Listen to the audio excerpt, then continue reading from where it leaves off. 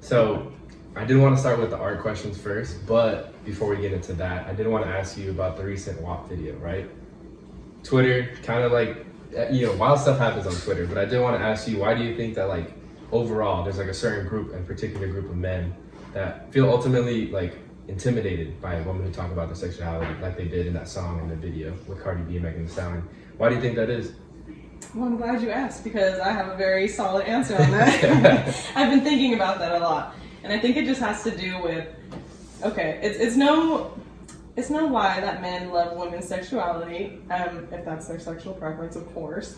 But I think that certain groups of men, they only appreciate women's sexuality when they are the person in power. So, like, for example, a lot of men, they'll talk crap about sex workers, but then they're also the first men who are logging on to Pornhub and whatnot, or even subscribing to their OnlyFans and stuff like that, So I think, like, because it's women taking stand and charge with their own sexuality and putting it out there, and it's not on a man's term, because, you never hear these men complaining when every fucking rap video ever, there's women shaking their ass in the background and stuff. So when it's like the man is in power and the women are on the sides, like, it's no problem. It's only a problem when the women are making profit off it, making hella bank off of it, teaming up together, especially. I think that's another factor, because, men want women to be, like, competing against, not men, but this specific group of men. Like, they want women to be competing for, like, the man's attention, and it's like, when they don't need the man's attention, when they're just like, hey, let's be bad together, it just, like, pisses people off. I think it's, like, rooted in insecurity, really, because even, like, groups of women, too, who are hating on the video, I understand there's, like, a argument about role models, but it's like, when I think of role models, I think of, like, Michelle Obama, like, certain people, like, who their whole job is to be intellectual and things like that. Like, these people are artists. Artists are meant to be expressive, crazy. That's what art is. And, like, when we start trying to censor art, especially, it's, like, really fucking dangerous, because it's like, those feelings are still going to be there if you censor them or not, And it's like, one, who the fuck is showing this to their kids anyway? Yeah, so exactly. Like, and, like, two, as a kid, I loved Lil' Kim, I loved Nicki Minaj, and, like, my auntie bought me the Nicki Minaj, like, back then, it was a CD still, and, like, my mom would play it for me and stuff in the car, and, like, she knew that I liked the music. She knew I didn't really understand what she was saying, it was more about the vibe of it. It was very empowering and just lit, it was just, like, turn up music, and, like, for back then. And my mom did do a good job of saying, like, this is one part of life, very sexual, very whatever, like, but she's also putting on a brand, and you have to teach your kids that, like, this is not, you can't, you can if you want to, but, like, this brand that these women are putting out there, it's just a fucking brand. It's an image that they're selling and stuff, and it might be part of who they are, but there's other aspects to life too that you need to be checking those boxes off. Like, I think that's the parent's job, it's not the fucking artist's job. Like, yeah, because I don't think, as, like, me growing up, I never looked up to a particular artist and was like, oh, like, they're my idol, you know what I'm saying? There's definitely times where I was like, oh, like, if I ever make music, I want to make music like them, or I kind of want to dress like them. Because even now, like, early 2000s, I don't know if you remember, like, oversized jerseys, like, were, like, a big thing. And so, like, I have, so I still have, like, a few, like, those outfits, because, like, I was inspired by that, like, genre in that time. But I never thought, like, oh, like, The Game or 50 Cent is, like, how I want to live my life. So I don't think we should be looking to unless you are, like, an artist or a rapper or, a singer, maybe then you can, like, idolize those particular, like, lanes. But I don't know, like you said, like, we shouldn't always be putting, like, such a pedestal on artists, because they're just people too. You know what I'm saying? Like you said, like, it could be whoever, but, like, Michelle Obama's a good example and whatnot. But you bring up a good point too, because, like you said, music back then, like 90s, 2000s music, there was a lot of, like, videos and a lot of songs that talked really, like, vulgar about women, like, very disrespectful. I mean, even think about, like, Too Short. Like, Too Short's whole, like, his whole mantra was, like, calling women the B word, and, like, that's what he just ran off of. My favorite rapper is Sugar Free. And he just talks about pimping.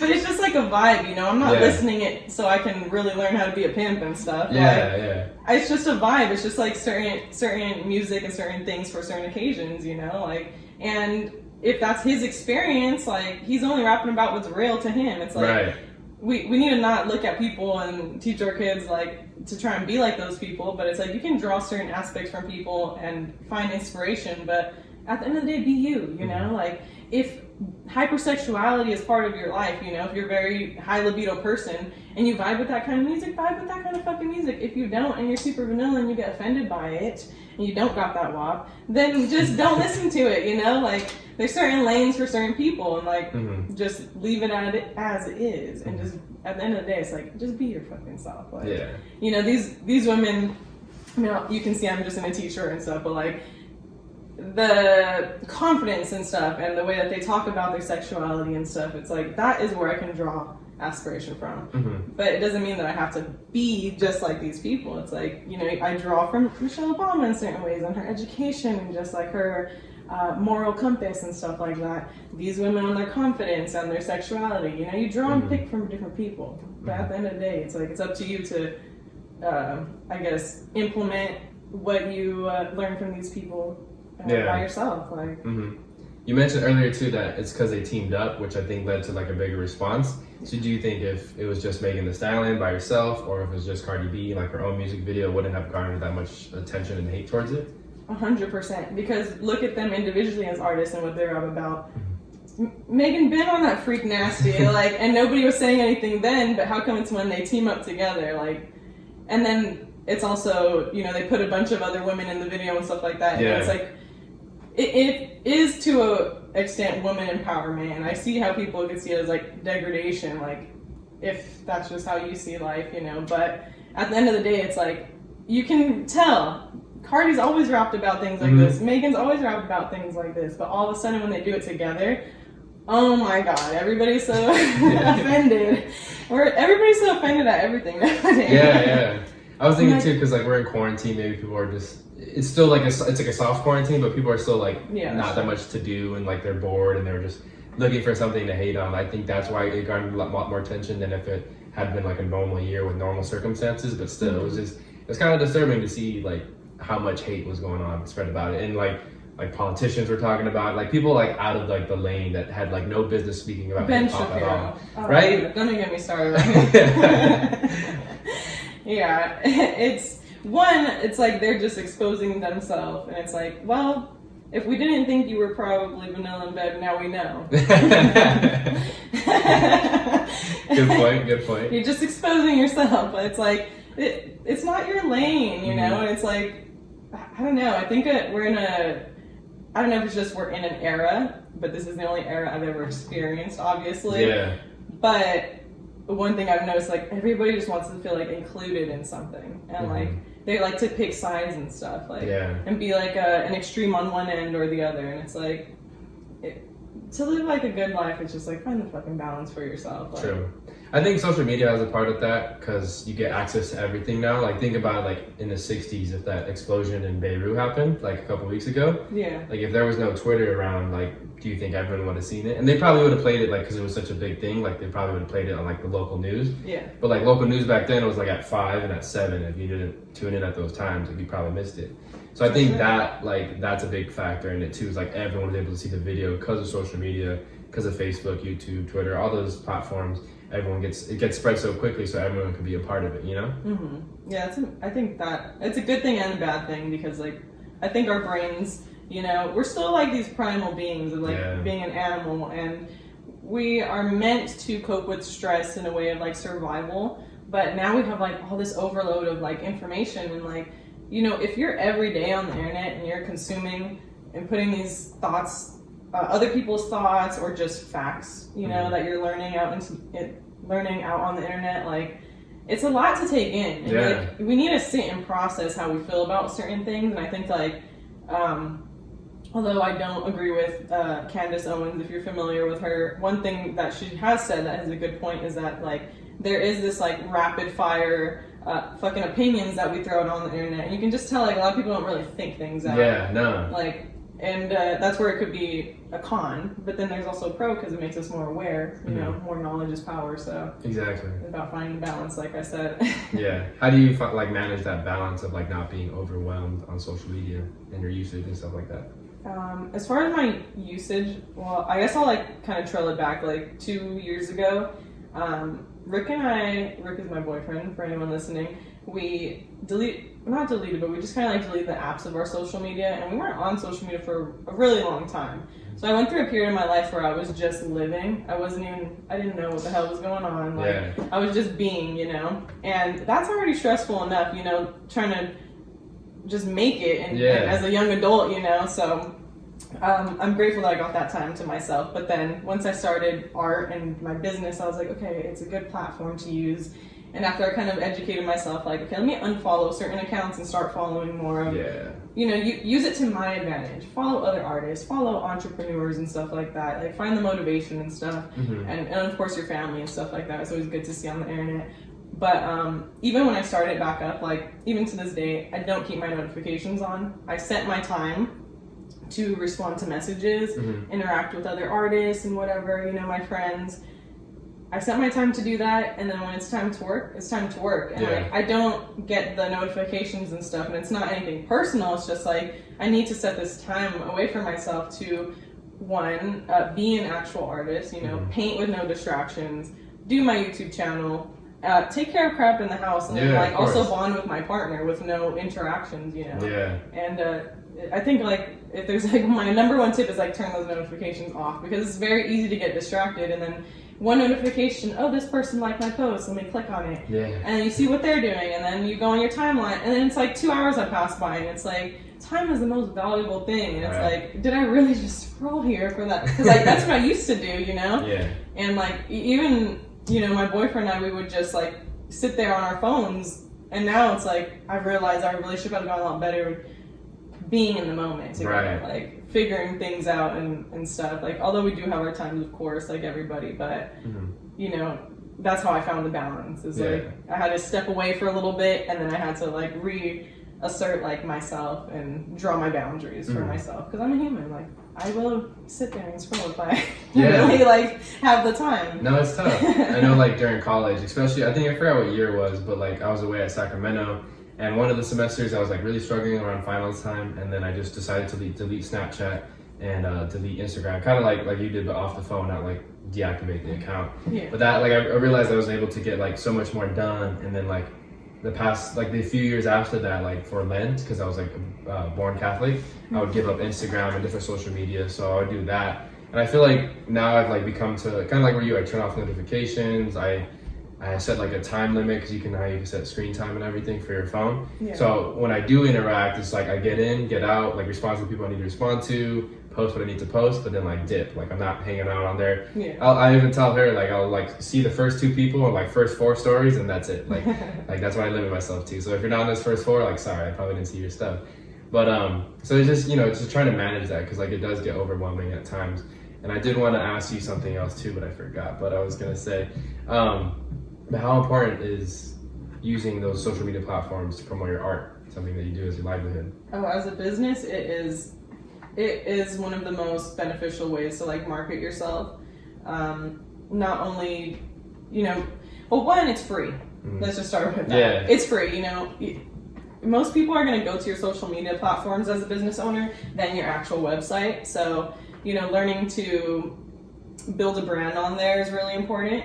But I think like the number one thing is that people get to share. For me as an artist, people get to share my art, and when people, you know, see it on their friends' stories, and they're like, "Oh, that's dope," because we trust our friends. We trust, you know, those are the people's stories we're even looking at and stuff, you know, like. And once you build that connection with people, like, it just spreads, because then it's like, oh, that friend who saw it and that friends liked it, and then they share it, and then their family and friends see it, and things like that. So like, it's super, super important in that way. And like, it's kind of like the virtual way of word of mouth. And I used to work at a tax firm, and we used to work with small businesses. It was mostly like all Latino owned businesses, East LA, Montebello area. And that's something I learned, is like, word of mouth is like the main driver, the main like source of incoming like new audiences and stuff like that. So social media is definitely like the virtual way of doing that. You know, especially now, since we can't be really hanging out with everybody and having that real word of mouth experience, but it is like the virtual way. So, you know, if you're doing any kind of business, like, getting your social media right is like the key. Like, and it's also like not even about numbers, but it's about the quality of those people interacting with you, because although I've been growing, I still feel like I was in the beginning, because that support system from the beginning has always been so strong that like I never felt like, oh, because I don't have like 14,000 followers, like, you know, I'm not doing good, because really when it came down to, you know, selling tickets for my events or, you know, just selling prints and things like that, I've always gotten a very good like support system. So like, I think that was built through really like intentionally using my social media. And like that's the thing too, like how we're just talking about, you know, limiting yourself. Don't you think like limiting yourself and having that specific time for your social media, it makes you more intentional going on there, like what you're posting and stuff. Because if not, then you're just posting all day. Like, you know, you see some people that are just posting things and it's just like fluff. It's just like there wasn't really anything behind it really, other than, I mean, I guess if you're seeing as sharing your life, like with your family and friends, but some things are just really just fluff. And as a business owner, it's like you can't really get caught up in that, because that will, it'll kind of like turn off potential customers, you know? So social media is the way to go. That's crazy. What was your first experience like with art? Like growing up, like your earliest experience that you can recall? Listen, I was poor as crap. I don't know if I could cuss, but I was poor as crap. Let's just leave it at that. And I grew up with my mom. My mom is an artist as well. And, you know, one thing is like she had to struggle living in LA, and she always like stuck with her art. Like that was always her hobby. So I was always able to watch her, although she never like sat down and taught me anything. She did always just give me a pen and a paper and some color pencils or paint or whatever, and just say, here, go with it. And I brought up the fact that I'm poor because it's like, it's a cheap hobby. It is. Paper, pencil, I could steal that crap from school. Like, I would be doing it. Don't do that, you guys. Don't put that. But, you know, you live and you learn from your mistakes. But I did used to like draw in my notebooks and stuff like that. It was just like a cheap hobby, so that's kind of like how I got introduced to it. But because my mom was an artist, she had a lot of friends who were artists too. Some of them didn't have to struggle with, you know, raising a kid by yourself in LA where it's expensive as crap. And some of her friends actually went on to become like really good and well-known artists. Like one of them that I'll point out and like is somebody who inspires me, because as an artist, I would say like I'm really shitty at like being able to draw back on like historical artists and stuff like besides like the main people, you know, I can't really name other artists. I haven't gotten invested like that, because like, who can you name? I don't. It's gonna embarrass me. I'm gonna say like Picasso. That's right. But that's because like I'm just focused on doing the art, you know. But my mom's friend, anyway, drawing it back, his name is Retna, and he's a street artist. Well, he started off as a street artist, and you know, I remember like going and seeing him like do murals and stuff like that, and you know, him and my mom would be sitting there talking, and I'd just be like, how did he even? Who let him paint on this wall? Like, what in the hell? Like, so that kind of like started my interest on like, oh, you can like really do this for a living, you know? Even though it was always in the back of my mind, because like throughout high school and stuff, I was so focused on like the college route of things, and although I do want to go back, I wasn't doing it for the right reason, you know? I was just doing it because I thought that's what you're supposed to do. But like, drawing it back to Retna, now he, you know, he's just been so consistent with it, like, and the earliest I can remember like seeing his art was maybe like I was 5 or 6 years old, you know, and now I'm 22. So I've seen all those years of growth, and that has led him to being friends with Usher. Dang. I've seen his artwork in the background, like when I'm watching Keeping Up with the Kardashians, because just sometimes I want to rot my brain. I don't want to think sometimes. I've seen his artwork in the background of like Scott Disick's house. He's in LA by the American Apparel building. I'm not sure if it's still up. It might be, but his artwork was up there, and I'll show you some visuals later. But he's also done work with like Louis Vuitton and stuff. So like, and that's someone who's been in like, I've seen as a kid, you know, he's in my actual circle of people, you know, so that's been like a huge inspiration, and like where I even first got the idea like, oh, you can actually make money off of artists, because most people, like, there's this stigma of like, oh, the broke artist. Yeah. And I don't know if it's just because like the internet and stuff, but like I've seen a lot of artists on the internet who, like, even just in a year from when I started following them to where they're at today, like they have blown up and like made their own brands and stuff like that. And I'm like, I don't know. I don't know if that stigma, maybe it was just true back then because it might have been harder without the internet. Yeah. But nowadays it's like, you know, you're so easily able to connect with people and make business. So yeah, it's just really inspirational to see like those thoughts of when I was a kid thinking like, can you or can you not? To now being like, oh, you definitely can. Like, for sure. Because there's a few artists, and I can't remember too many, but I remember like one was Vincent Van Gogh, the guy who cut off his ear, remember? But like during his life, like his art was, no one really thought anything of it, right? Like people said it was shit. And then once he died, that's when he became super valuable. So I know like there is that stereotype sometimes because like as artists are living, and that wasn't the only case, but yeah, it's not appreciated as much than when they pass. And it's kind of like the same thing with music, you could say too. But like, you know, when they pass, then it like becomes more valuable, and then so they didn't even see profit, right, from it while they're like alive and doing it. So I can see it being tough, but that's not like every scenario. Like there's a lot of famous artists, I'm sure, that make, you know, like live very luxurious in New York City or somewhere like that. You know what I'm saying? Y'all better appreciate me now, is what I'm saying. Yeah, don't cut off your ear or anything either. Oh no. Artists are very emotional, I think. Like, I don't know if it's just the way we see the world or whatnot, but, you know, there is like this saying that like the best art comes from like times of pain and stuff like that. Now, I ain't gonna cut off my ear because I don't know if my health insurance covers that, but I believe, correct me if I'm wrong, but I believe the story is like he cut it off for like his significant other. He sent it to her or something like that. Yeah, that's fucking weird. I'm like, babe, I love you. You ain't gotta do all that. It's a simple sorry will do. For real. So when did it like click with you that you wanted to make a living out of your art and selling it? So, you know, it's funny that I just said that like it comes out of the darkest moments. Around like 2017, I would say, is when I was working at that tax firm that I was telling you about, and I was working there from like 9 to 6. I was also doing college online, so that was taking up a lot of my time. 9 to 6 is sun up, sundown. You know, I'm missing the whole day, and then I go home, and then I'm on the computer doing work and stuff. So honestly, like I was really, really depressed. Like I didn't know it then, but looking back on it, I'm like, damn girl, like you were struggling. Like I honestly would be like driving home from that job and like I'd be crying just like because I was just so stressed out and overwhelmed, and I just kind of felt like, where am I going from here? You know, like I'm very, very good at learning things. So when I got there, I worked there for a year. They were ready to move me up, and that was like to be an account manager, which we're usually accountants. I was just like a sophomore in college, and they wanted me to be doing that position. So, you know, like I could have taken it and taken the money and stuff like that, but I was just not happy. I was like, I don't want to do this.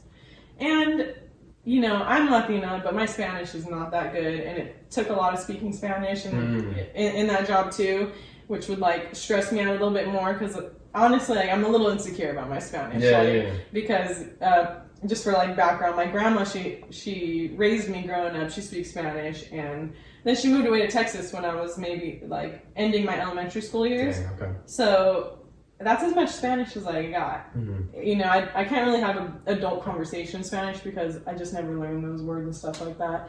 So that would like stress me out with that job, and then just no creative outlet there and stuff. So I was just really, really depressed. And then I still was kind of just drawing on the side. And I had a best friend at the time. She would always hype me up.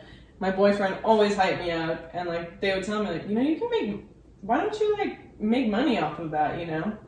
So as I was working there, I started kind of just thinking like, okay, maybe I can, but let me try it out while I'm still working here.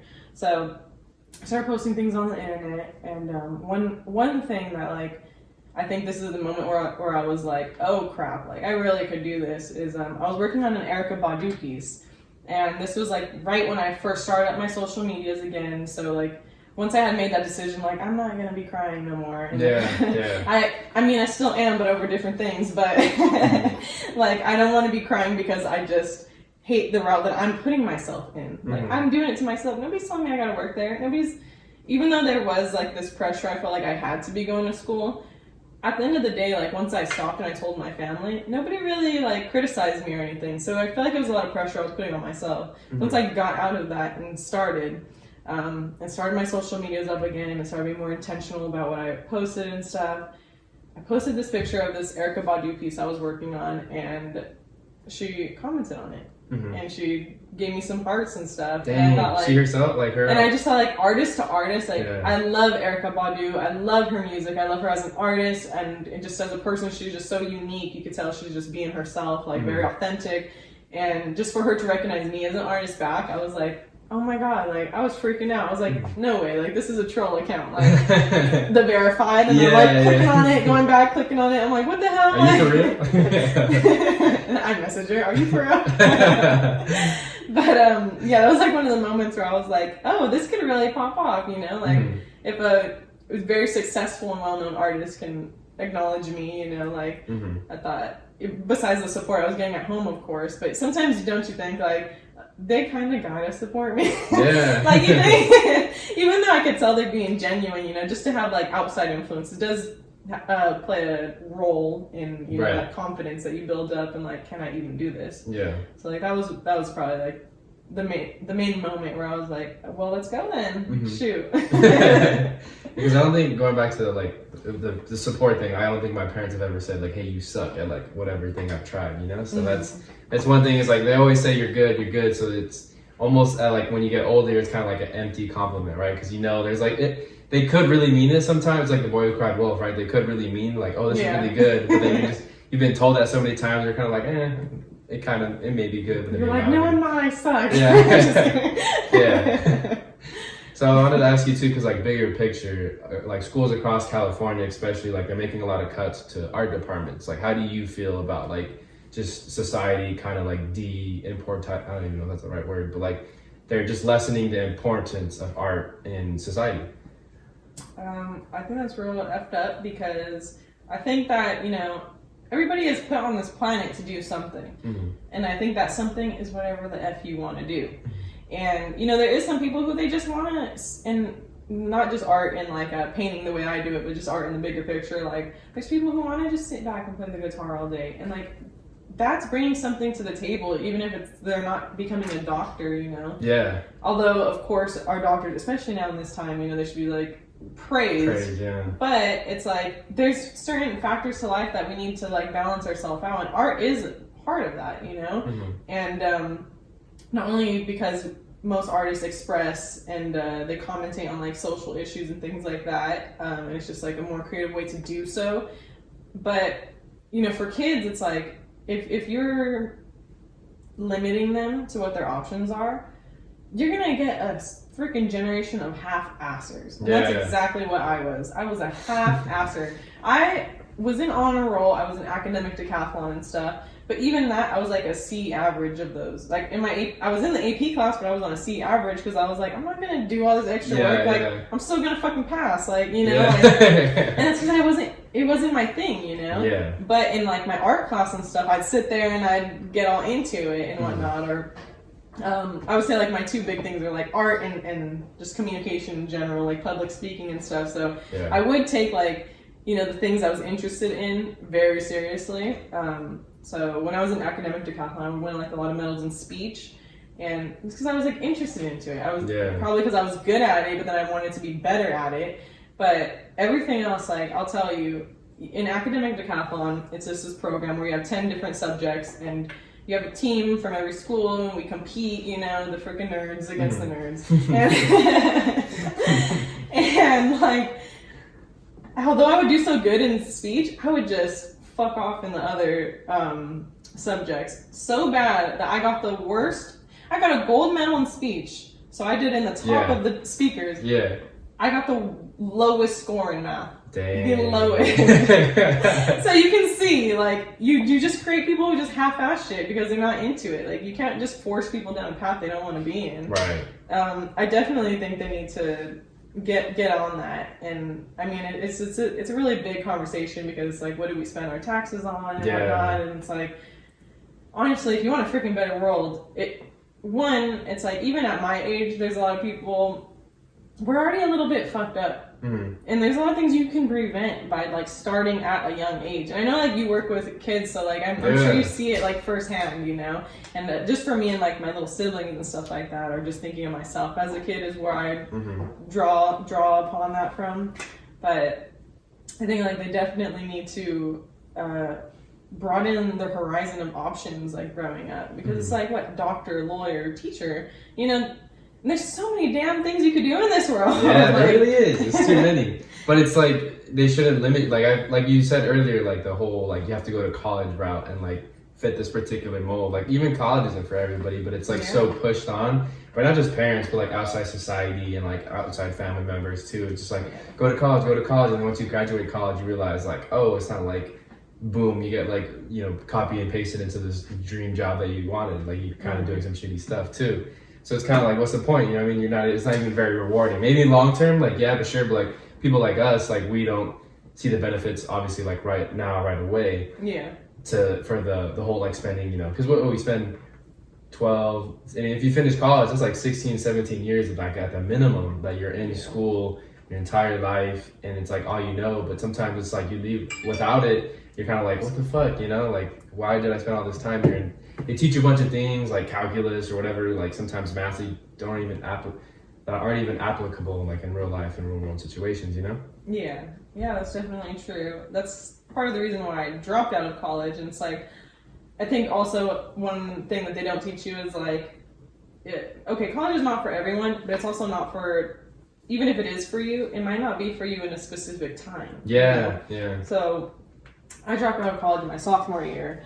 I was just struggling with trying to get on my feet and getting a car and, you know, having a stable place to live, and just, I guess just also finding myself and reflecting on, you know, my first 18 years of life and what kind of childhood traumas and stuff I was going through and stuff. And like, for me, I needed to take a step back and like figure all that crap out first before I could even continue with college.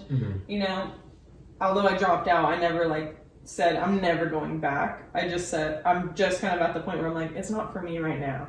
But now that I've moved into this new place and I'm kind of, you know, more stable in my career paths, or like, you know, my little hobbies that I want to grow, now I can see like, okay, now I have the time. Now I have even just like the commitment too, even the commitment, or and see the value in it, you know, more than just when I just threw myself in there because I thought that's what everybody else like.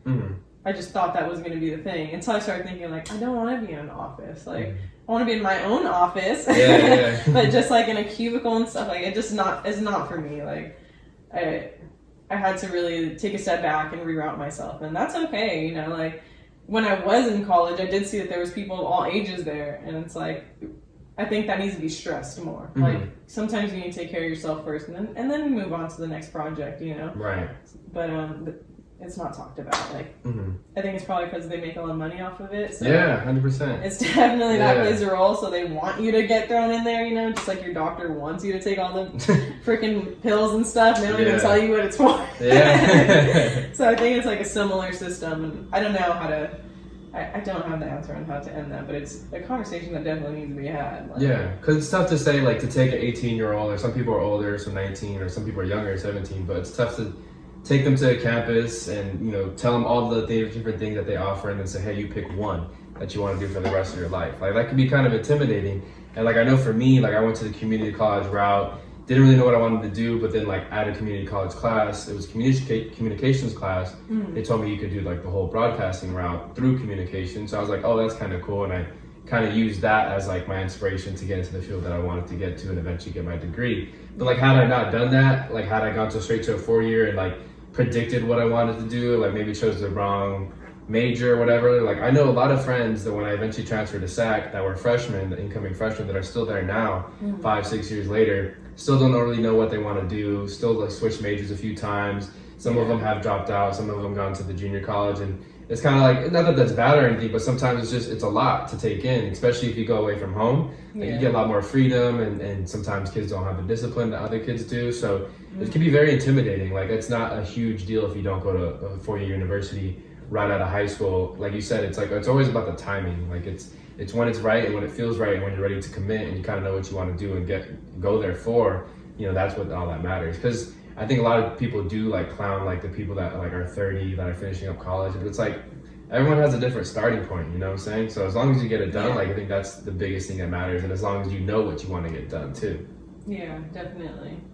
I think like also like how I said about how it creates like those half-assers. Like most people, I find like even if they're half-assers in most of their life, everybody has that one thing that they've learned to discipline themselves just because they're interested in. Yeah. So like honestly, there is a part too of like you say, you have some friends, and I also have some friends who like that they flip-flop around because they don't really know what to do, and like that's because like there's intersectionality in our personalities, know, and it's just like it sucks to have to narrow it down to one, and it is a big responsibility. But like some people, they don't even there's a stage you have to go through of like trying to find yourself and know yourself. And if you've constantly been living to please your parents or to please your friends and stuff like that, then you don't really get that time. And like sometimes that time comes when you move out the house and you have some time alone, to just kind of like reflect on like who even am I, and it's kind of hard to do that at the same time of going down the route where you're like, wait, maybe this isn't what I want. So like it is a lot. I wish that they would have like some kind of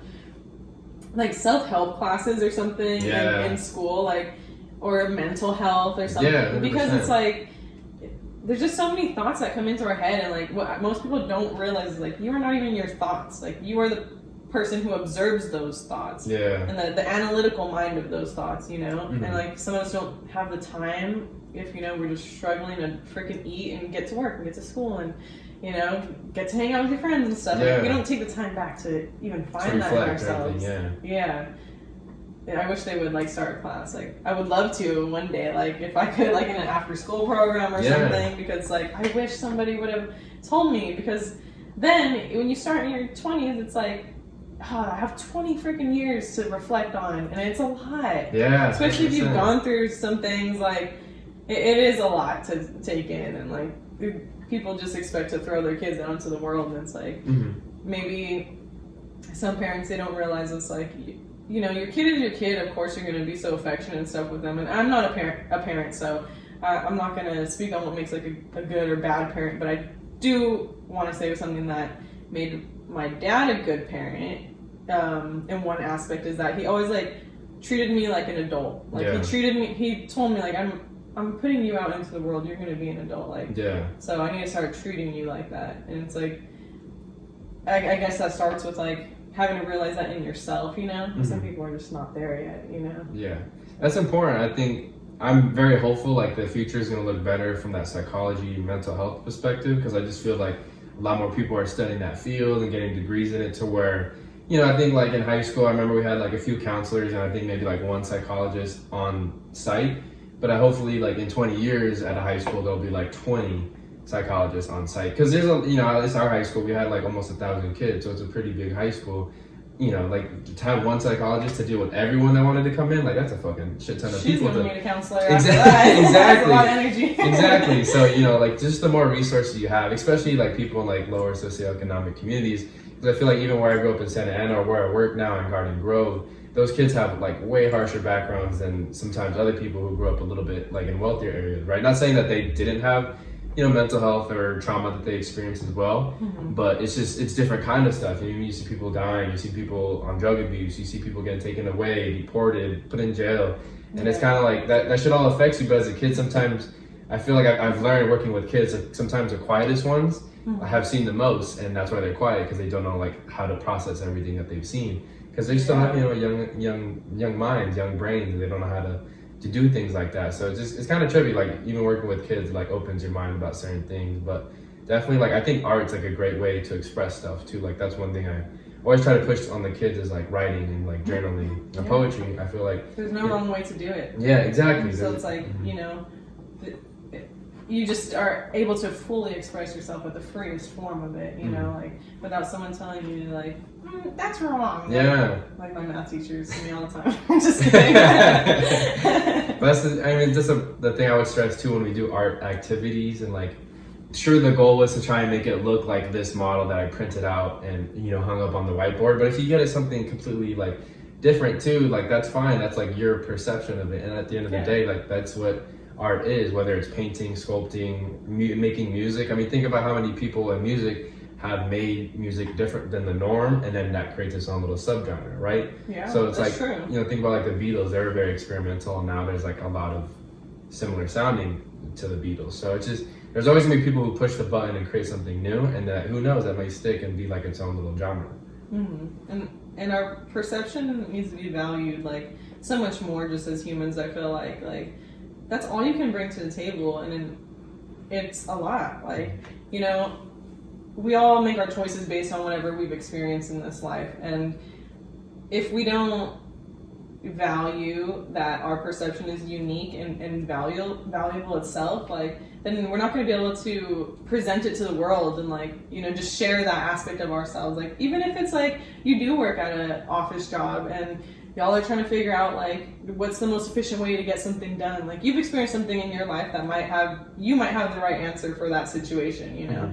So like maybe even in like those mental health and just like art and stuff, it's like something that needs to be pushed too is like confidence and just being yourself, like, and trusting that you've gone through certain things in your life to present them eventually later and learn from them and teach other people from them and stuff like that. Like, and in art, luckily, it's like you can never be wrong, no matter how much people want to hate on your WAP. Yeah. You can never be wrong, you know. That's what I like to tell people.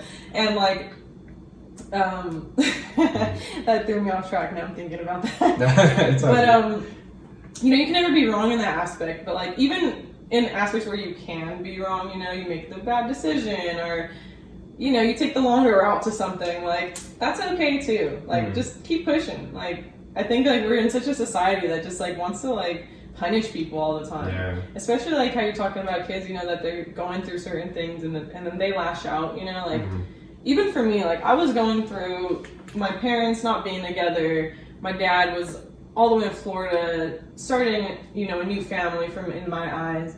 Me and my, I have two older half brothers. We weren't on good terms like during my whole like middle school years and stuff. So now as an adult, I could see that was affecting me a lot, and I've been able to process it more as an adult. But the pain is still there.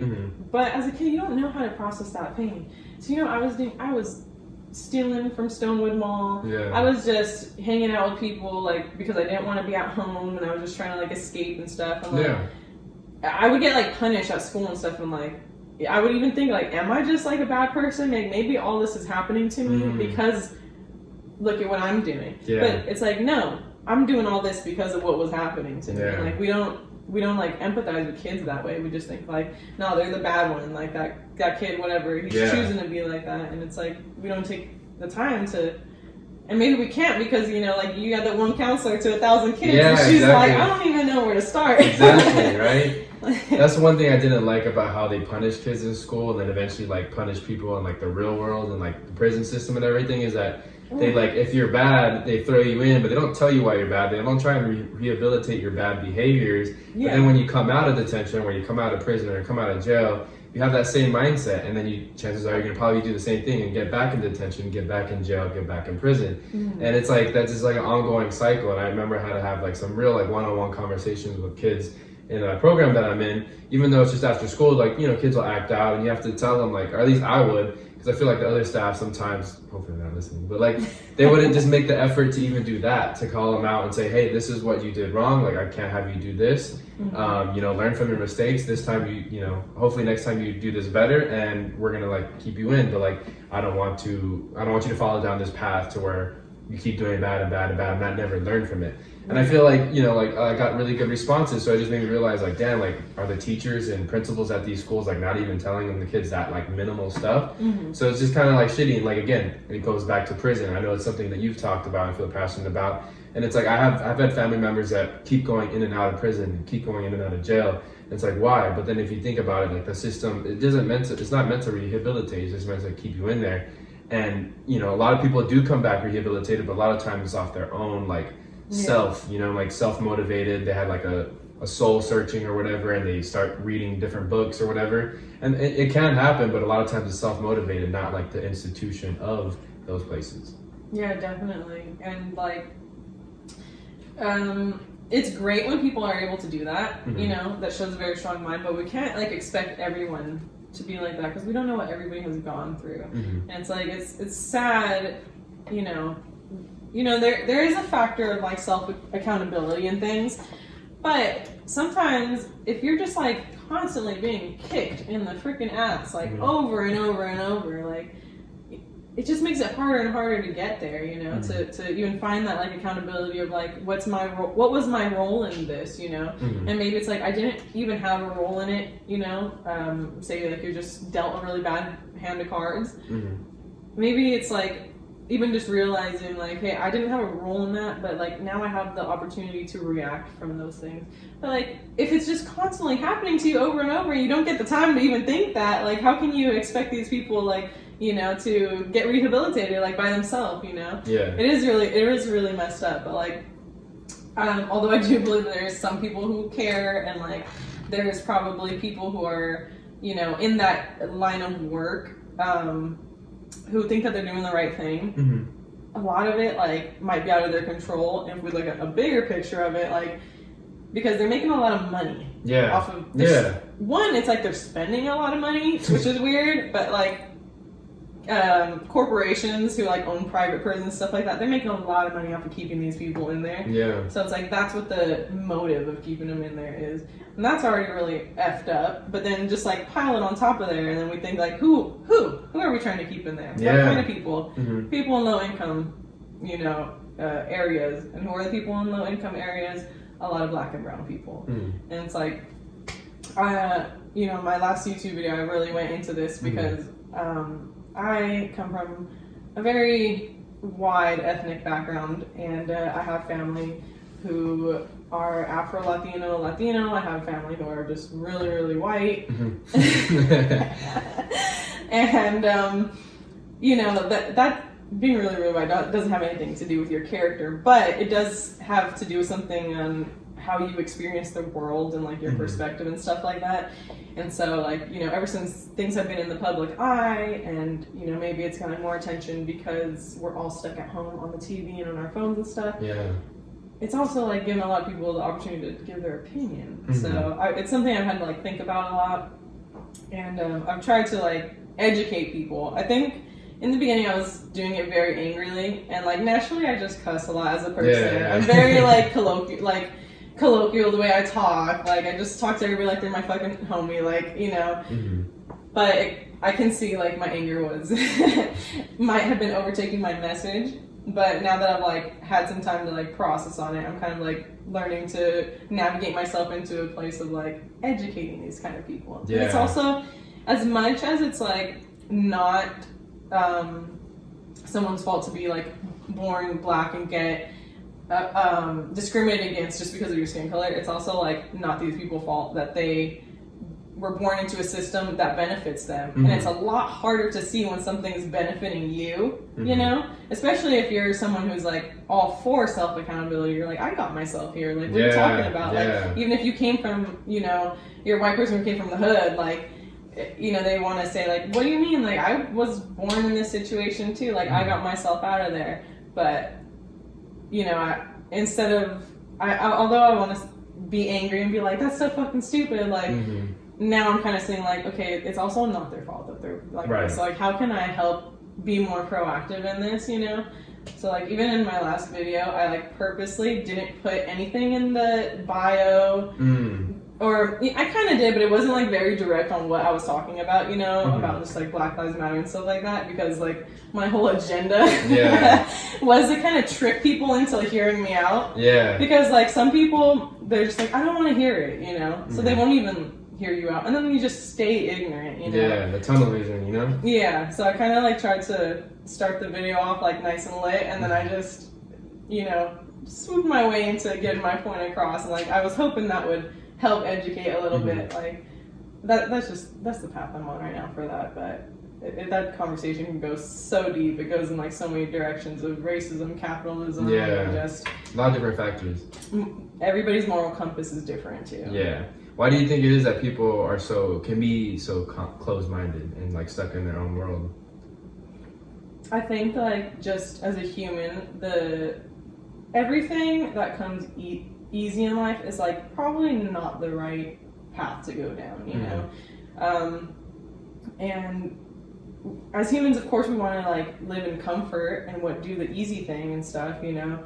And I think like that's where it's rooted, is like people, they're comfortable in like the way they are and the way they're living, so they stay stagnant, and that's what like keeps them in that like tunnel vision and just like having a narrow mind, because like, you know, they're like, why should I even think outside of the box if my box is comfortable, you know, like I got everything in here, my couch, and my you know, the figurative box. But you know, I think like it is hard to like think outside of the box and like have to understand other people's perspectives and stuff, because in that you'll find like, hey, maybe I've done something wrong down the line, and like guilt is a very heavy thing to, you know, live with, and it is a hard thing to forgive yourself and stuff like that. And it's like, I think people don't even want to go through that. They're like, I don't even want to have to think about it. Like, I don't want to, especially if it's a painful topic where it's like, it's something that other humans are being hurt too. And like, I do think most people are good and they don't want others to get hurt,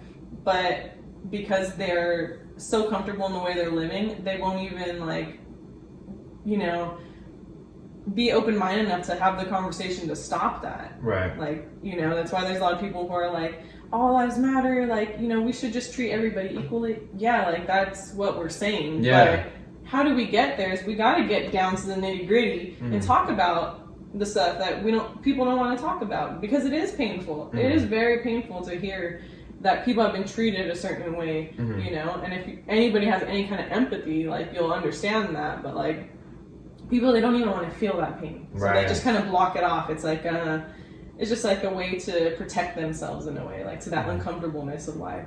And it's like, man, if that's how you're gonna live life, like you are gonna not reach your full potential. Like you gotta get uncomfortable with things and like admit when you're wrong, admit when something else is wrong, and like it is like a heavy place to live in, but it's like you can find the balance, you know. Like it can exist, but then there can also be hope that can stem from that and stuff. But I think that's why like people just stay so narrow-minded, because it's uncomfortable to have to consider anybody else's perspective than yours. Right, and that, you said right there too at the end, perspective is like getting to live and see other people's perspective is huge, right? I think they talk, like you learned about in history class, I think it was like in the 50s or whatever, after World War II, it was called like white flight, like a lot of white people leaving the cities to the suburbs, and they're surrounded by more white people to where they don't even like get to like understand like the black experience, the brown experience, the Asian, or any immigrant experience, because they're not in those communities. And I think you got like develop generations of that to where, and then like media doesn't help too, because like even if it's like TV, you know, like those old TV shows, they would have a lot of like racist depictions of like your Asian neighbor or the brown kid at school, or like, you know, black people or whatever it may be. So they develop these stereotypes without having met these people and like experience the things that they experience and having conversations with them even. And so they just like they develop like certain depictions of them and what they're like, and then they're set on that, and heaven forbid they're wrong. I think a lot of people don't like being wrong. That's the thing too, like why they stay so close-minded. It's very uncomfortable. And I think that's one thing I don't like about cancel culture, because I think it ties in what we're talking about. Is like, oh, like, you know, that person, they did something wrong. And granted, some people are like, did something wrong and they're stubborn about it and they're not going to change. Sure, cancel them. But there's some people who are genuinely like made mistakes, they were wrong, and then we're so quick to cancel them that can like ruin their career, their livelihood, and then kind of change their perspective on the world, right? And they can kind of get like trauma from that. But it's like, if they're willing to like hear the other side out after being wrong the first time, like I don't think people like that should be canceled. But I think people are so worried about being canceled is like, whoa, like I don't even want to look at the other side of the argument, because if I'm wrong, like, oh my God, like I can't even, you know, my friends are going to hate me, my family's going to hate me, all that kind of stuff. And it just, it puts you in a really, like you said, uncomfortable situation, but it can even be like, I think sometimes people think it's even more uncomfortable than it really is too.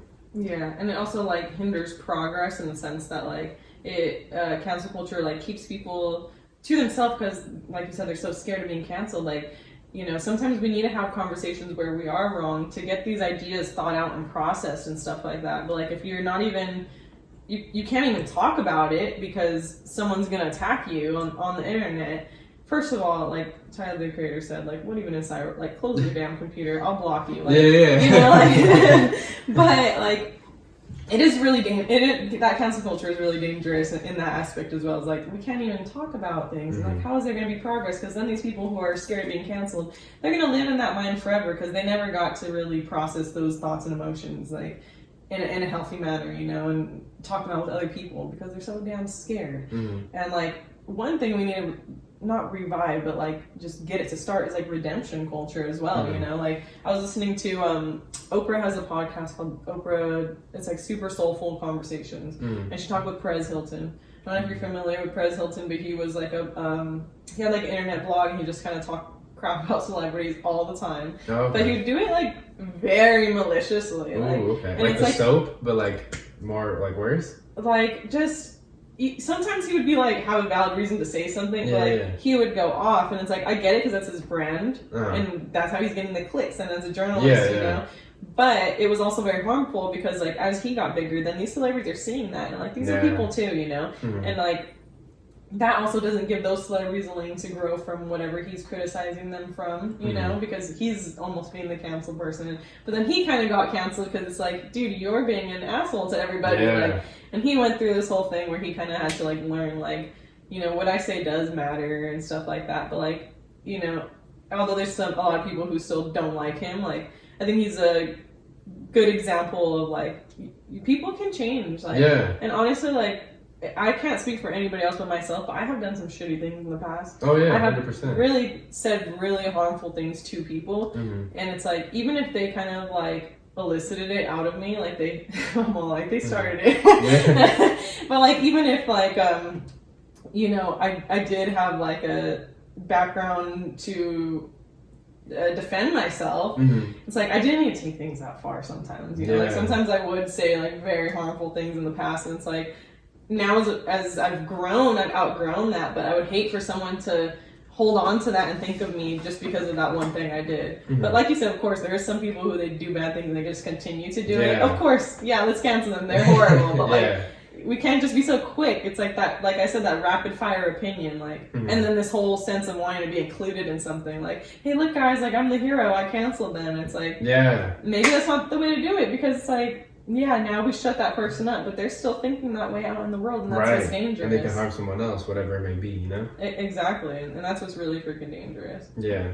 So it's tough. I know, like, going back to, like, I know myself, like, I made a lot of, like, mistakes in the past, but as long as you own up to those mistakes, I think that's a huge part of the growth process. Because I shared it on one of, like, my other podcasts, the Cut That Shit Out podcast. When I got my car stolen, it was in a predominantly Asian area next to a school. And like first thought I had in my head is like, oh, Asian people stole my car, like because it was just like around that area, like I said.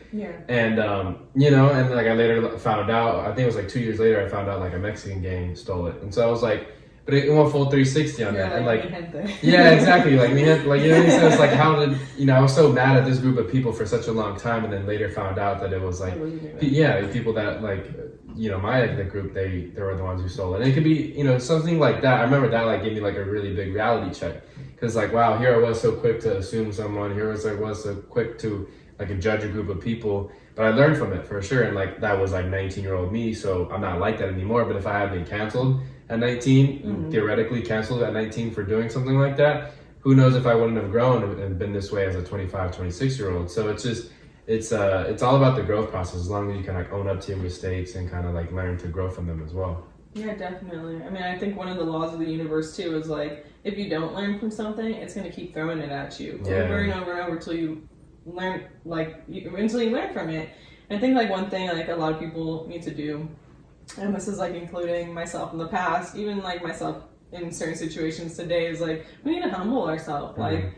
Stop being so judgmental. Like, if you take a step back and, like, try to understand somebody else's perspective, like, you'll find some people, even if they're being a dick, it's coming out of a place of pain in themselves. Like, it's coming out of some deep-rooted insecurity that they're having and stuff. And it's like, you need to be able to humble yourself and realize the times where you've been like that, too, in order to even, like, go anywhere from there. Like, instead of just straight out canceling someone or like, because then it's like, okay, if that's how you want to be, like, are you going to cancel yourself? No, we don't. Even if I think I'm a piece of shit, I still am going to wake up tomorrow and be like, well, I'm going to try to not be a piece of shit today. Like, you know, we try to be better. Like most people we try to be better. Like, and yeah, people need to give themselves some like reality checks of like, you are not perfect either. Like everyone has felt insecure about something at some point in time because somebody made fun of you when you were younger, because you feel like you didn't do as well as you could on a speech, an essay, whatever the hell, right? Everybody's felt some kind of insecurities before, and like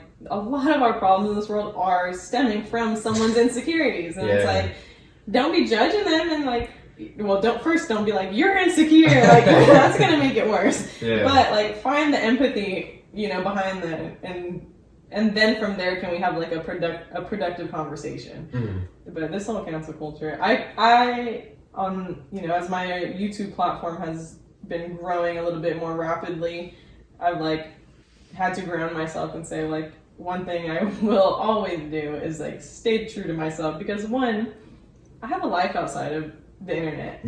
I close my you know, I don't have my notifications on and stuff. I turn my phone around like this, close my computer, and who am I really? I'm here with my boyfriend. Like we have our whole life going on. Like that, other people trying to cancel you or, you know, criticize you and stuff like should not make you change anything about. I mean, you should listen to them and see like, where is this coming from? Because sometimes it is constructive criticism. But if you see it's coming from like a place of pain and stuff like that, like just, you know, off the shoulder. Dismissed.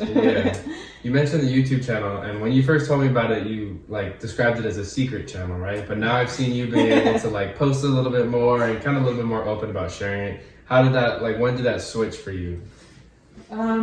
So I started my YouTube channel where I just do like smoke sessions and stuff, and when I first started, I just kind of wanted to see like where it would go. One, it was just something I wanted to keep to myself. I think like because art is something that I started to monetize off of, and I started doing custom work, and that kind of made it. I mean, custom work, although I am passionate about doing art and I love, you know, sharing my talent with people, it's also work at the same time. So what my hobby turned into work. So I'm like, I need to find another hobby, and I'm like, wait, I already have another hobby. I just smoke all day. And I kind of thought like, well, I'm pretty damn opinionated. I have always been a pretty good speaker. I've never had a problem, you know, presenting myself as I am. So I was like, okay, maybe this is like a route I would want to go down. And honestly, like ever since I was in like middle school, who does not want to be a damn YouTuber? That's so easy. It's such an easy. I mean, now that I'm doing it, I can see like, yeah, there's work you got to put into it, but it is pretty damn easy. As far as how much money you can make off of it, you know, like if I'm spending like 6 hours on a video, then that's just like recording, editing, whatever, like planning it out. You know, if I had a really big following, like you can make a lot of money off of that. So, but one thing is like, I kind of felt like in high school and stuff, like people were super judgmental. And if I would have put anything out, like it just would have gone bad. So I think like me starting it secretly was kind of rooted in that little insecurity. Like, people I know are going to judge me. So I was like, let me just see where this goes by myself. And plus, it's something I could keep for myself. Like, until I started, like, you know, people who I trusted, like, you are one of the people who I was like, you know, I know it's cool, he's not going to judge me, I feel like, and, like, he's also a speaker himself, puts his opinions and stuff out there into the world, and that takes, like, a certain confidence and bravery, so I was like, I think he'd recognize it in it, too, so I'll share that with you. I shared it with a few people in the beginning, and then after, like, it started growing, and people were responding to me and stuff, like, and I kind of started getting the hang of things, and also just acknowledge, oh, this is something I could be consistent at. That's when I was like, okay, like, if you know, a good chunk of strangers have found me and like have accepted me and like vibe with me, you know, all these people who say that they fuck with me, like, they should, you know, follow through with that too. And I was like, I need to stop being so scared of what people in my immediate life are going to think. Like, because like at the end of the day, those are the people who should be way more accepting of me than those strangers who found me on the internet. So, my last podcast that I did is when I first like kind of exposed it. And then that's when I just decided, hey, I already put it out there, let me just start advertising it too, you know. And it's gotten really good, you know, reactions from people that I know. It's gotten me to meet more people and stuff, and it's just like been growing pretty exponentially. And I'm like, well, let's just roll with it. Like, let's just see where it goes. But it did have to take like me having to find that confidence in myself and just say like, fuck it, like I'm not doing anything on there other than being myself. and what am I going to do? Like hold myself, like hold back something I like doing and something where I'm being 100% like genuine in my damn self. Like, no, if that's who I am, like that's who I am. I'm going to put it out there and like, who fucks with it, they fuck with it. Who doesn't, they don't. And that's okay. Like, yeah, and it's tough. I think I had a similar growth process with the podcast. I want to say maybe like 50, 60 episodes in, I was still like hesitant to tell people in person about it. You know what I'm saying? And I think what helped too was working with the kids. Kids, they go by first name basis, or they call us on first name basis. But then once they ask you for your last name, it's kind of easy to do a search on social media and stuff. But I remember like a particular group of kids like found my podcast, and they came back to school the next day, and they were like referencing different episodes I had. And I had like one 420 episode, so that was like the biggest one that like everyone was referencing. I was like, oh my god, guys, like stop, and then but what was cool was like they actually listened to some of the other episodes and like, like this is really cool, Mr. Noah. And like then I had other friends kind of do similar things to me, and like I wasn't really like, I would share it on social media, I would like tweet it, but I wasn't like big on like telling people in person like, oh yeah, like check it out, or did you check it out, or like what'd you think of this. And I feel like now I'm more comfortable to where like the point where like at work, like my current job right now, it's just a regular office job in the mornings, but like I always carry stickers around in my back pocket. And like if someone were to ask like, hey, like what do you do on the side, like I'm more comfortable now saying, oh, like I podcast and like I do a lot of it on the weekends and this is what I talk about. And they're like, oh really? And I remember like it was tough for me though, because I remember like the first coworker, he was like, hey, like because they asked you to work on weekends, right? And I was like, oh, I can, like I'm gonna interview someone for this podcast. And like, oh, you have a podcast, like let me check it out. I was like, oh, okay. It's like if you kind of like interview podcasts, like check it out. And then he like came back to me the next day, like, dude, that was amazing. Like I was like, you're so professional, and I was like, oh shit, like I didn't expect you to like it, thank you. And so it was really cool. Like I guess getting that response, that made me more comfortable telling like other coworkers and other people about it. But it's all like a part of the growth process, Like definitely for like the first 60 episodes, I was like nervous to tell people, and now I'm a little bit more comfortable, but still probably not where I'm at. Where as far as just like telling a stranger like, hey, check out this podcast. Hey, check out this podcast. That's like you said, word of mouth like earlier is like the biggest way to grow an audience, because you can trust someone like word of mouth, one-on-one, that kind of thing. Yeah, it definitely is. Confidence is just a long journey, and I feel like it's probably just like something, I don't know if anybody ever just like truly masters, because like I think one thing that has helped me is like listening to other YouTubers or people who host podcasts, and then I hear them, and they're very, in my eyes, they are successful, but even they'll say like, I got nervous before I got on this mic, and I'm like, oh, okay, so it never ends. Yeah. If it never ends, then I might as well embrace it now, like embrace that uncomfortableness about it, and like I also had to realize too, like if I want to like get some good content out and eventually be in public and stuff, I mean right now obviously I kind of got lucky that I don't have to be in public because I'm not supposed to. But like I thought, like in the bigger picture of things, I'm like, oh, as I had more ideas for videos and stuff, or even want to have other people on and stuff, I'm like, well, I better get comfortable with it. And then I also, I don't know if this is good advice, but I have two pieces of advice for confidence. Is one, we all know somebody who is very, very confident, but you can very pinpoint a lot of problems with that person, like, and you're like, dude, I don't even know how we all know somebody who's a little confident, and you're like, and that just makes me think like, okay, if they can be damn confident about themselves, I can be too. And two is, I think maybe you can relate with this, is like kind of fake it till you make it. Like sometimes you get put into situations where you kind of have to be confident, even if you don't feel it. So like even like like you said, your coworker was like, oh, let me check it out, and you're kind of like, ugh. It kind of just like circumstance that it got leaked out, Yeah. But like you kind of had to roll with it, and then look how it turned out. And sometimes when you roll with it and you see, oh, it wasn't as bad as I thought. Actually, it was a lot better. Like then that kind of makes you think like, oh, well then maybe all these other fears I have are not as bad as I think that they are. Like, right. So kind of sometimes you gotta fake it till you make it and act a little bit more confident than you are, and then in return you will receive that confidence back, because you'll see either it came out better than you thought, or even if it did happen like go badly, you already experienced that bad part of it, and it's like, well, it already happened. Like I've already experienced like some rejection, but like, what am I gonna do? Like just pity myself in that like all night, like you feel bad about it for a little while and then pick yourself up and keep going. Like, so fake it till you make it. I like that. So speaking on confidence, how did you get the confidence to eventually kind of quit the job that you were at and then go full on as art and with your career? I had to start while I was still working. So part of it was like kind of just testing the waters and seeing how people reacted to my art in general. I was getting good feedback, so that kind of gave me confidence. But then I also had a really strong support system, like at home, and like my boyfriend, he's always supported me 100%. He even still says, like, today, like, you're gonna be the billionaire. Like, he's like, I'll help you with whatever you need. Like, it's you. Like, get it, girl. Like, and he was always like that since back then too. But he also kind of like has put in my head, like, and if it doesn't work, then we go from there. Yeah. Like, just to have someone to say, like, I believe in you, but hey, even if it doesn't, like, worst case scenario, like, I'm still here for you. And this is the person I spend most of my time with, I pay my damn bills with and stuff, and I'm like, if there's anybody, whose opinion I am going to trust and let affect me, it's going to be his. And like, he has been a great support system, like, throughout the whole way. Like, even when, like, I'll post a video, so like my last video was, I thought maybe, okay, I'm going to get a little bad feedback on this. He was like, so what? You don't know these people. Like, so having him in the back has always helped me.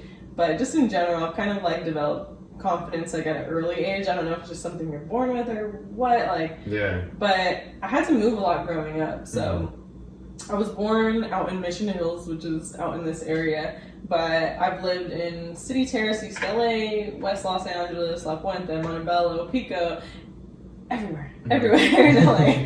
Like.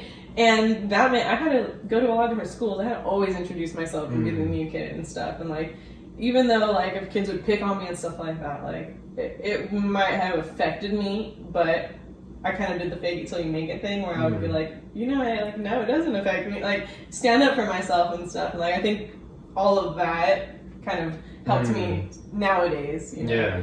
But I don't know if it's just something you're born with or something that happens through experience, but. Because I feel like that's the toughest step, whether you're making music or making art like you do, or even something like podcasting, is like a lot of people want to do it, but taking that first step and leaving like whatever full-time job you have, and maybe like you can manage to do both, but I feel like if you're really committed and want to do whatever lane of art you want to do and creation, to quit that job sometimes is really challenging for people, and like they don't have the confidence to go about it. They're like, oh, what if this goes wrong? What if that goes wrong? And I know that's something I've struggled with too. Like, I eventually want to quit like my full-time job and do just this and something else on the side. But like, I don't know, it's just definitely like, it's a challenge. It's something that, I talk with artists, they have that challenge as well. And when I talk with other people, they have that challenge. So it's something that's very common, like with people before they take that next step to pursue whatever lane that they are, because they feel stuck sometimes, And it's understandable too, especially when money comes into play. It's like, you gotta pay your damn bills, like you gotta eat, right? In order to do this thing that you're passionate about, you need to take care of you first.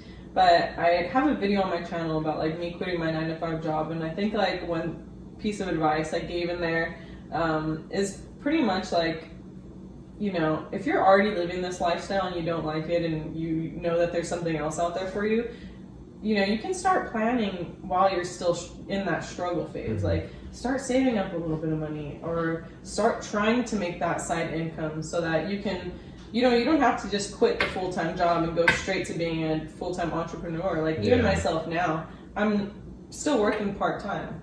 I got very, very, very lucky that my job is like from 6 in the morning to 10:30. So when I come home, I still have the rest of the day to work on my art and stuff.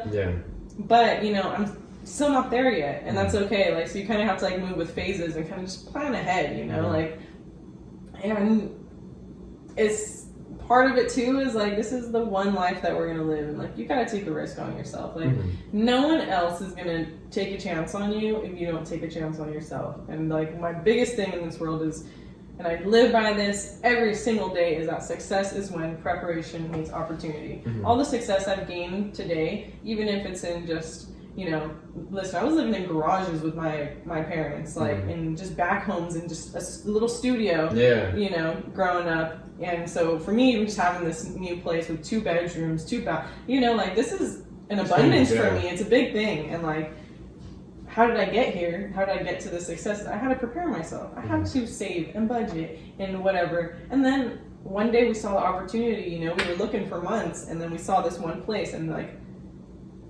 it lined up. That's like, that preparation met the opportunity, and that goes with anything in life. And it's like, if you want to get to that successful place, you need to start preparing now. Whether it's listening to YouTube videos about how to start a business, whether it's listening to, you know, whatever goal you have in life, if it's you want to be just a better person and stuff, start setting that time aside to read those self-help books, listen to a sermon or whatever the hell, right? Like, and then eventually an opportunity is going to come where you're going to be able to apply that knowledge, and what's going to happen, and get success out of it. Right. Like, it always works. Like, I've not been shown yet that it doesn't work. Like, so that's my biggest advice to anybody who's like struggling with that. Like, you got to take the risk for yourself, but be smart about it. Yeah, of course. Just quit your job today. Exactly. Be a calculated risk taker. Yeah, exactly. Well, before we wrap things up, I do want to ask, what are some other goals that you have for the year 2020? Just personally, as an artist, I have been doing a lot of custom work because that's where I get most of like my income from, that art side of my career. My goal is to wrap up all the custom work that I have lined up for myself kind of by October and start doing original pieces. I kind of just want to share more of like the things that I'm interested in, things that I want to paint, show you what my style is and stuff, and just see how people react and who vibes with it. You know, I feel like it's just gonna allow me to be a lot more genuine and just open with my audience and stuff, and hopefully it will help me build a bigger audience too, because I know with custom work it's like all over the place. You're like, what is her brand, you know? Yeah, exactly. And I just kind of want to rebrand myself, and that's my goal for the end of 2020. As far as like YouTube and stuff, definitely keep growing on there. It's super fun to just come up with like content and stuff, so I just want to keep, just because I'm smoking, it's just nice to smell That's dope. But I just want to keep growing on that, and I just want to share from what I've learned in life so far. I think I've lived everybody has a unique life, but I've gone through a lot of experience that I've learned from that I think a lot of young adults are barely having to learn at this point, and I'm like, oh, no, I need to help y'all. Like, give back. Give back, you know, and just share good energy and stuff, and have conversations, start conversations, and kind of like have an open space where, you know, I don't want people in my comments to be fighting and stuff. I'm like, no, let's really talk about things, like, because if it's my platform, I have control over it. So those are my two goals there, and of course, you know, just keep spiritually growing as a person, find more about myself. I'm only 22. I think a lot of young people, we are so hard on ourselves. And like, I don't know if it's just because of society or what, but sometimes it's like, baby girl, you are in your early 20s. You can make those mistakes. Like, it's okay. So those are the 3 parts of my life that I'm trying to. Yeah, I think people forget, just going with the age thing, how long of a life we have to live. You know what I'm saying? Let's say like the average age I think is like 70 or low 80s. Like, that's a long time. That's 60 more years if you're young 20s. So you know, there's no reason to be too hard on yourself now, because you can always grow from things, even if it's 10, 15 years down the road, and still have 30, 40 years to live the life that you created for yourself, you know? Right. You can look at it like that, and it's still going to serve to the same point. But if you look at it the other way, you could die tomorrow. It's still going to say like, hey, you know, stop being so damn hard on yourself. Right. Like, just enjoy living. Enjoy being here right now, you know? Well said. Well, before we wrap things up, I do like to ask these fun quick hitters. If you could have any toppings on a pizza, what would it be? Right now I'm craving ham and pineapple, and I don't know why it's been such a damn controversy. It's like, if you don't want pineapple, just don't freaking order it. All right. If you could have any kind of exotic pet, what would it be? I would have a white and black tiger. I like tigers. Like the snow, like the one that in Meg Thee Stallion video, or in the WAP video, right? That one? Yeah. Like, okay. Yeah, I'd definitely have one of those if, you know, they were nice and not gonna hurt me. All right. If you could talk to any person in history, dead or alive, who would you want to talk to? That is a really good one. Dead or alive, down in history. Just as of right now, I don't know this person's name, but whoever was the first person to roll up some weed, and like have that experience. I don't know what if he just went around the town and was like, y'all need to try this. Like, I just want to find. I just would want to talk if somehow we could, have some translator in between or something. Like, I want to find that person and just be like, dude, like what? Yeah. One, why did you even choose to do that? Why would you just randomly choose to smoke this plant? But I want to find that person. It'd probably be like a native, huh? Like an indigenous person somewhere in like South America or something, huh? Yeah, definitely. I think that would be cool. I don't know that person's name, but hey. If you were stranded on an island and food and water were provided, what are 3 things you'd want to bring to pass the time? I would definitely bring my easel with, like canvas paint, my art supplies. I would definitely bring a speaker with some music. I'd probably be blasting R&B music. And the third thing I would bring, let's just say I was just trying to do a solo trip, right? I'm not trying to, of course I'd be like, I want to bring my family and stuff. If I was just doing a solo trip, I would probably take a bottle of Hennessy. That's the 3 things. You said I got water, so I'm going to be hungover the next day. Food. There you go. Yeah, I just want to vibe out. Okay. And then if you could give any advice to your younger self, what would it be? I would tell myself to stop being so damn hard on myself. And I think that's something I need to learn still to this day. But I think I'm a lot better at accepting I'm going to make mistakes, I'm going to make wrong choices and stuff. But back then, I just wanted to be perfect, and I just wanted to, make sure that whatever crowd I was in, I was being accepted. And now I'm like, I really don't care now. And I feel like if I would have lived like that at a younger age, I probably would have been a lot happier in certain moments of my life. So don't take shit so seriously. Don't care what people think about you. Like, stop being so damn hard on yourself. Well said. Well, before we go ahead and plug wherever you can find your YouTube channel, your art pages, and wherever you can buy your artwork and that kind of thing. Okay, so my YouTube channel where you can join the smoke sesh is Legendary Lex. That came from my PS4 username. On Instagram, you can find me at Alexis O'Neal Art. O'Neal is Oneal, like Shaq. No, he's not my dad. And on Twitter, you can find me at Alexis Star O'Neal. My Twitter got deleted at 1,000 followers, and I haven't been too consistent on there. But if y'all help me out, maybe I will. So, and if you want to buy any prints off of me, or just kind of stay up to date with my artwork and stuff like that on a more kind of professional level and see my portfolio, you can also go to AlexisO'NealArt.com.